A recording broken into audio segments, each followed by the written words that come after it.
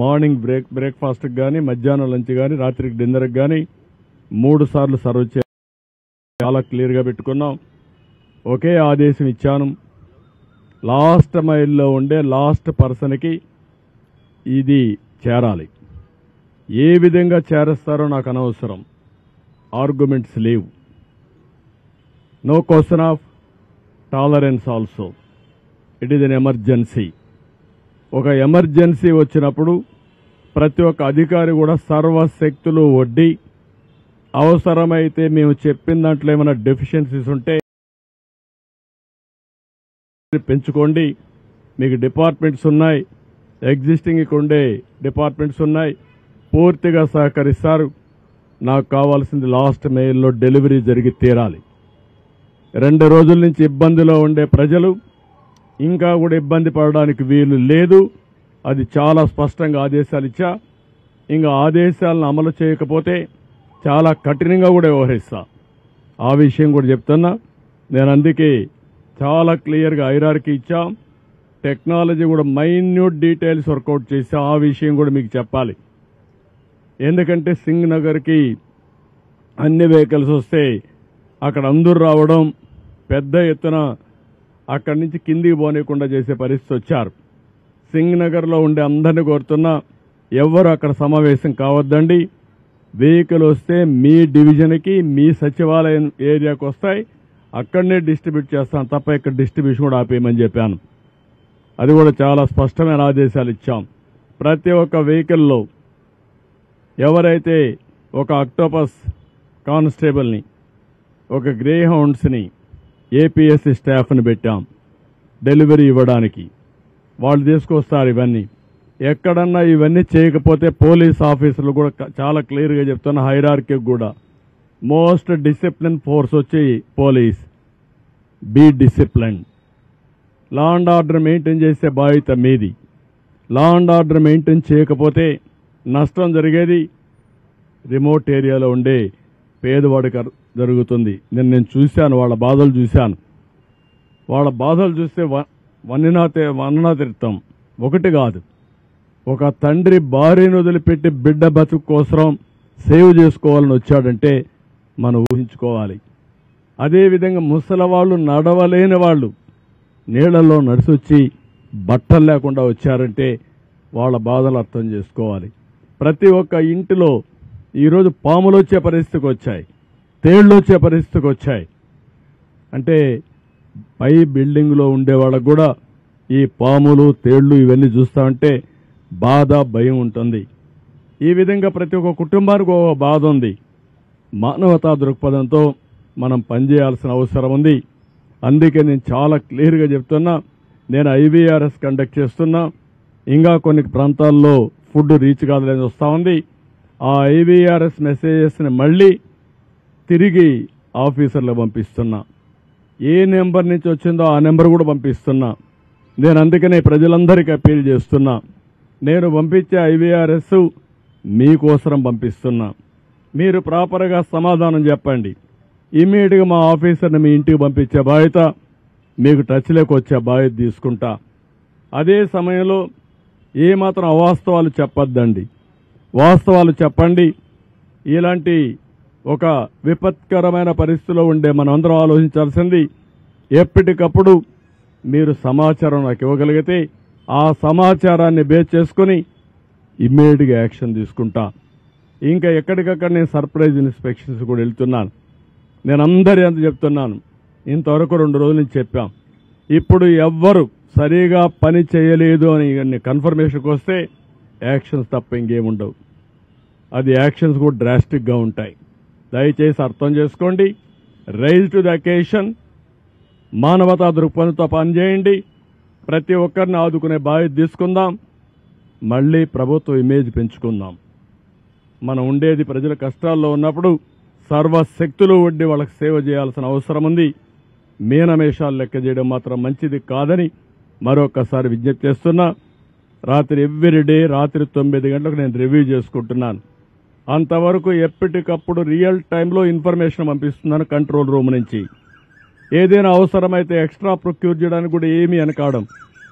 Money is not the criteria. ఎట్టి పరిస్థితుల్లో ఇబ్బందులు లేకుండా వీళ్ళు చేయడం మా బాధ్యత. అది చేస్తాం. ఇది అవుతానే శానిటేషన్ మీద ఉంటాం. అదే మరి రీహాబిలిటేషన్ చేయాలి.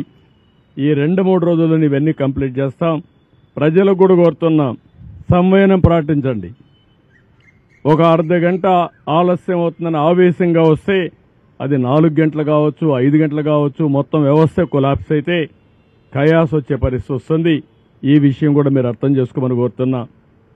రాష్ట్రంలో ఉండే ప్రతి ఒక్కరికి విజ్ఞప్తి చేస్తున్నా, ఒక వ్యక్తులుగా సమాజంలో బాధ్యత కలిగిన మనం సమాజంలో ఎవరికైనా ఇబ్బంది వస్తే అండగా నిలబడవలసిన బాధ్యత మీ మీద ఉంది. మీరు కూడా ముందుకు రండి, సహకరించండి. ఏ విధంగా సహకరిస్తారో మీకే వదిలిపెడుతున్నా. ఫైనాన్షియల్గా ఇస్తారా, లేకుంటే వచ్చి సేవ చేస్తారా? ఇక్కడ విజయవాడలో ఉండే, ఇక్కడ కానీ చుట్టుపక్కల ఉండే ప్రతి ఒక్క వ్యక్తిని కోరుతున్నా, ఇది మనందరి బాధ్యత. సాటి మనిషి ఇబ్బందుల్లో ఉన్నప్పుడు మీరు చేయాల్సిన పని, మీరు వంట చేసి తీసేపోయి ఒకసారి క్యారియర్ తీసి పెడతారా, లేకపోతే పరామర్శిస్తారా, వాళ్ళని లేకుంటే నిత్యావసర వస్తువులు ఇస్తారా, లేకుంటే వాళ్ళకి ఏదైనా కష్టాల్లో ఉంటే ఆదుకుంటారా? ఒక కుటుంబాన్నో ఒక 5 కుటుంబాలను మీ శక్తి మేరకు మీరు చేయగలిగితే అది మనలో ఉండే మానవత్వాన్ని నిరూపించుకున్నట్టు అవుతుంది. ప్రభుత్వం చేస్తాం, కానీ ప్రతి ఒక్కరూ గుర్తుపెట్టుకోవాల్సింది, సమాజం బాగుంటే మనం కూడా ఉంటాం. అలాంటి స్ఫూర్తికి మీరు నాంది పలకాల్సిందిగా ఈ విజయవాడలో ఉండే వీళ్ళని కూడా కోరుతున్నా. మేము చేయాల్సిన పనులన్నీ చేస్తాం. ఇక్కడుండే మీడియాను కూడా కోరుతున్నా, చెత్త రాజకీయాలు వద్దు. ప్రజలు ఇబ్బందుల్లో ఉన్నప్పుడు ప్రజాహితం కోసం పనిచేయండి. అలాంటి ఇష్టానుసారంగా రాసే వార్తలు నేను పట్టించుకొని పాజిటివ్ వార్తలు ఉంటే ఇవ్వండి. నేను లాస్ట్ మైల్లోకి రీచ్ అయ్యి ప్రతి ఒక్కరికి న్యాయం చేసే బాధ్యత తీసుకుంటాం. Thank you. ఏమైనా క్వశ్చన్స్ కూడా చెప్పండి. ఆల్ మెడిసిన్స్ అన్ని పెట్టాం, ఒక ప్యాకెట్ పంపించాం. హెల్త్ అని ఎప్పటికప్పుడు అలర్ట్ చేస్తున్నాం. రాష్ట్రంలో ఉండే ట్యాంకర్లను తెప్పిస్తున్నాం. క్లీన్ అయిన ఏరియా అంతా కూడా క్లీనప్ చేస్తున్నాం. మొత్తం ఏమేం చేయాలనో ఇలాంటి ప్రత్యేకమైన పరిస్థితులు అన్నీ చేస్తాం.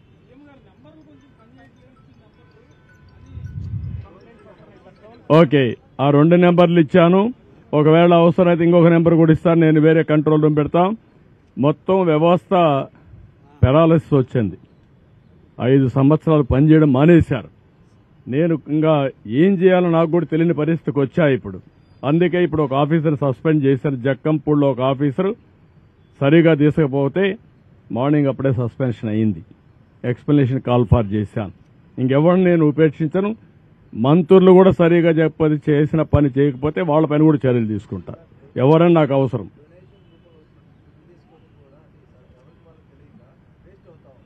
అంటే నేనేమంటానంటే, మనకుండే రిసోర్స్ అన్ని సద్వినియోగం చేసుకోవాలి. కాస్తో కూస్తో వేస్ట్ అయినా మేమేం చేశామంటే అందరికీ రీచ్ కావాలనే ఉద్దేశం చేశాం. వాళ్ళు రీచ్ కావాలంటే వాళ్ళకు ఇబ్బందులు ఉంటాయి. మేము ఒక స్ట్రక్చర్ కానీ సప్లై డిమాండ్ 2 కూడా చేయడం కోసం చేశాం. నో అని నేనేమంటాను, ఇవి ఇంత పెద్ద ఆర్గనైజేషన్లో అవన్నీ మనం చేయలేము. మేము ఒక మనుషుల యొక్క మీకు పేపర్కి ఇస్తాం, పలాని వ్యక్తి పలాని ప్రాంతంలో మా సచివాలయం ఇన్ఛార్జ్ సీనియర్ ఆఫీసర్ ఒక అతను ఉంటాడు. సచివాలయం సిబ్బందిని అంతా తీసుకున్నాం. ఆ కొండే వాలంటీర్స్ కూడా డబ్బులు పే చేస్తున్నాం. వాళ్ళు కూడా ఉపయోగించుకోమన్నాం. వీళ్ళందరినీ ఉపయోగించి అవసరమైతే ఒక 5-10 మంది బయట నుంచి తెచ్చుకోమన్నాం. వీళ్ళందరినీ పెట్టుకొని ప్రతి ఒక్కరికి ఇమ్మన్నాం. ఆ స్టాక్ పాయింట్స్ ఏవైతే సచివాలయం నెంబర్లు మీకు ఇస్తాం, ఆ సచివాలయం నెంబర్లు మీరు పబ్లిసైజ్ చేయండి. అవి పబ్లిసైజ్ చేస్తే ఆటోమేటిక్గా ఎవరైతే వస్తారో నేరుగా వాళ్ళని కాంటాక్ట్ చేసి అక్కడికి పంపిస్తారు వెహికల్స్ అవన్నీ.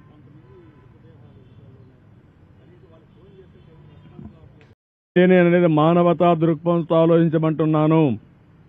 మన కుటుంబ సభ్యుడు ఒకడు చనిపోతే ఏ విధంగా ఫీల్ అవుతామో ఆ విధంగా అధికార యంత్రాంగం ఫీల్ కావాల్సిన అవసరం ఉంది. అధికార యంత్రాంగమే కాదు, సమాజం కూడా. సమాజంలో హితం అనేది మరి మనం చనిపోతే ఎవడు తీస్తాడు రేపు? ఆ ఆలోచన ప్రతి ఒక్కరికి రావాల్సిన అవసరం ఉంది. అందుకే చెప్తున్నా, చాలా గట్టిగా చెప్తున్నా. 1-2 కాదు, నేను చాలా చూశాను ఇవన్నీ. అవి చూసిన తర్వాత నాకు చాలా బాధ కలిగింది. ఆ బాధే ఇక్కడ రిఫ్లెక్ట్ చేస్తున్నా. చాలా స్టబర్న్గా ఉంటానని దృఢ సంకల్పంతో మనస్సును కూడా స్థిమితం చేసుకొని చెప్తున్నాను. Now everybody has to act. No excuses. Clear on that.